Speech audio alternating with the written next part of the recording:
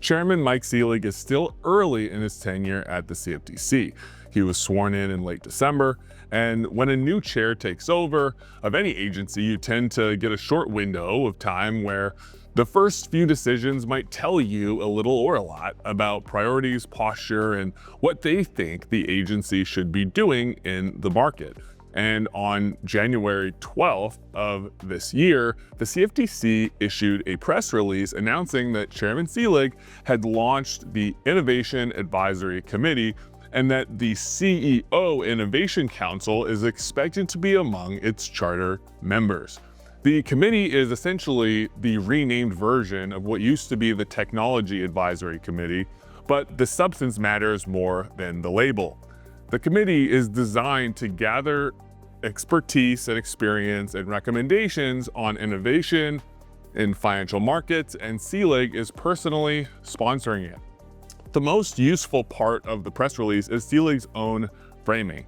He's not speaking in vague terms about innovation as a concept. He's describing a structural change in the financial markets landscape, and his view is that novel technologies are enabling an entirely new brand of products, platforms, and business models, and that the CFTC has to develop market structure regulation that fits that new reality. He uses the phrase fit for purpose market structure regulations, and he talks about developing clear rules of the road and for what he calls the golden age of American financial markets. If you take him at his word, the project here is not just keeping up with innovation, it's shaping how these products sit inside the US regulatory framework and doing it in a way that is legible and operational for market participants.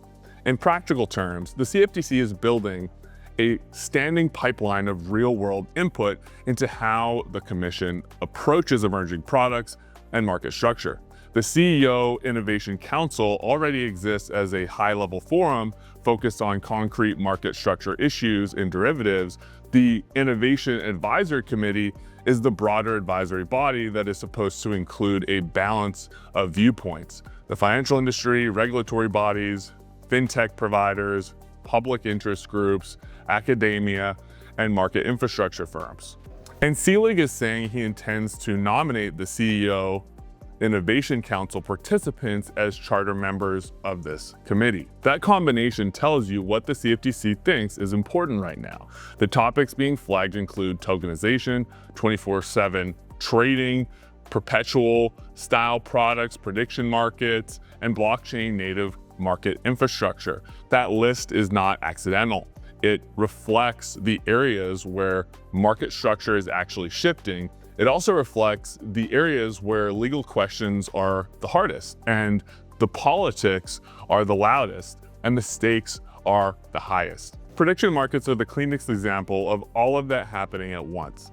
They've moved from being a niche curiosity to being a serious point of friction between federal financial regulation and the state gambling regulation. And Kalshi, for example, has become the flashpoint because it forces the question directly: where do sports-linked event contracts sit? The core legal issue is jurisdiction.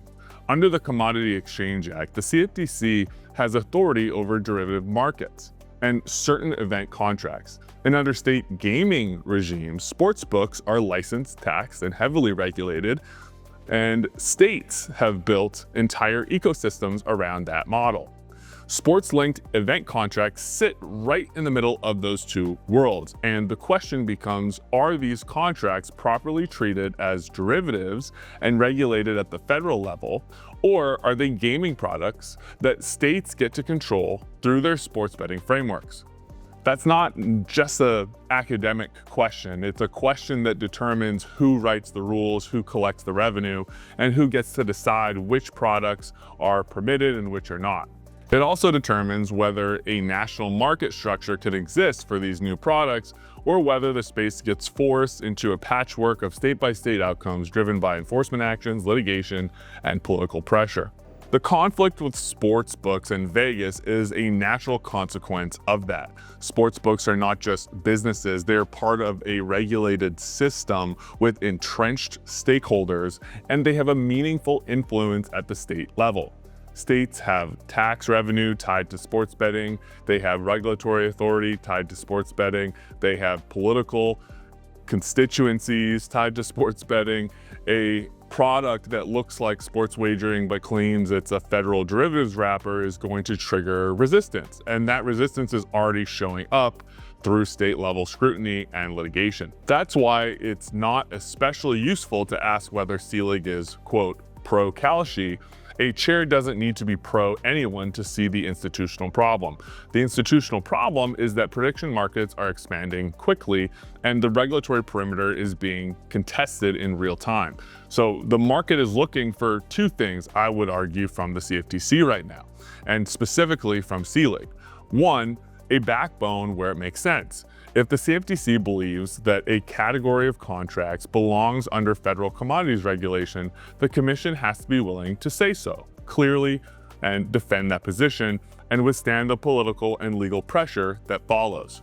Second is rules. Clear operational rules, the kind of rules that a serious market participant can actually build around. Not informal signals, not just speeches, not enforcement by surprise. The kind of framework that tells you what's permitted, what's prohibited, and the compliance expectations and what they are, and how the CFTC expects market integrity and consumer protection to be maintained. That connects directly to Selig's broader agenda. He has been explicit about modernizing the CFTC's rulebook and moving towards a notice and comment rulemaking rather than regulation by enforcement. And if that is the direction of travel, then the Innovation Advisory Committee and the CEO Innovation Council become more than just industry engagement.